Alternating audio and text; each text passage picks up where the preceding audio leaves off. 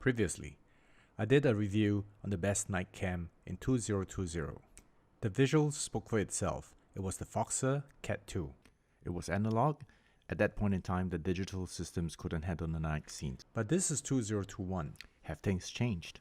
Let's keep the outcome in mind. It is to be able to fly freestyle in the night with confidence, like in the day. And the comparisons is made against what was the best and sensible solution in 2020 for night flying. And the contender is Caddx Polar. And the evaluation criteria are low light sensitivity, brilliance handling, range, noise, and operation simplicity. Low light sensitivity is pretty straightforward. Brilliance handling is about showing the details in the low light areas, and in areas of strong lights, toning it down so that you don't get blooming effects.